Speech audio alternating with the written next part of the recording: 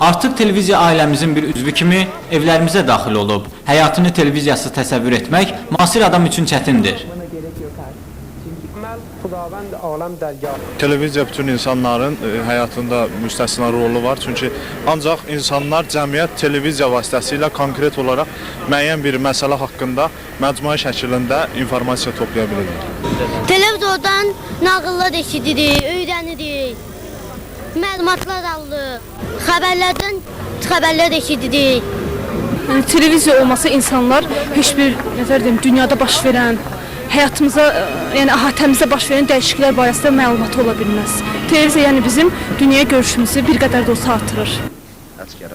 Uzun illər ərzində ölkəmizdə ancaq bir televiziya kanalı mövcud idi. Hazırda 12 teleširkət fəaliyyət göstərir. Son zamanlar telekanallarının sayının artması ilə artıq insanların zövqü və maraqlarını cəlb etmək uğrunda güclü rəqabət getməkdədir. Azərbaycan müasir demokratik bir cəmiyyət qurmağa can atır. Belə bir niyyəti olan ölkədə özəl televiziya kanallarının bolluğu şübhəsiz təqdirə layiqdir. Mən 2 cür antena satıram. Əvvəllər çanaq antena çox gedir. İndi isə yerli antenalar yaxşı gedir. Qabaq cross antenalar çox satılırdı. İndi amma bu kanalların bəziləri açıldığına görə yaxşı kanallar. İndi bu antenalara çox üstünlük var, nəinki crosslara. Yerli antenalara çox üstünlük var. Yerli antenalar yaxşı satılır. Çanaq antenalardan yaxşı yerli antenaları bu dəqiqə üstünlükdədir. Yəni kanallar çoxdur, 9 dənə kanal var Gəncədə. Ən yaxşısı tələbat elə ən yaxşısı bunlardadır, yerli antenalarda.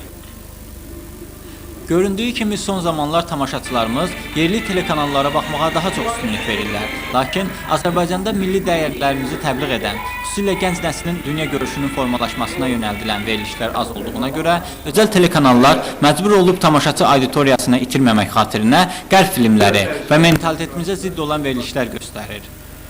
Məlum olduğu kimi televiziyanın əsas gəlir mənbələrindən biri reklamdır.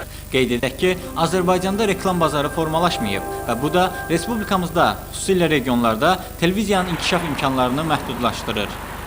Televiziyanın umummilli ideologiyanın və mədəniyyətin formalaşmasında da rolu əvəzsizdir. Eyni zamanda xalqın dünya mədəniyyətinə qovuşmasında televiziya əvəzsiz vasitələrdən biridir. Bu vəzifələrin həyata keçirilməsi üçün maddi cəhətdən daha müstəqil olan televiziya sisteminin olması hər bir xalq üçün vacibdir. Elə buna görə də Azərbaycanda artıq ictimai televiziyanın yaradılması qərarı alınıb. Bunun tez bir zamanda edilməsini Avropa Şurası da Azərbaycan hökumətinə tövsiyə edib.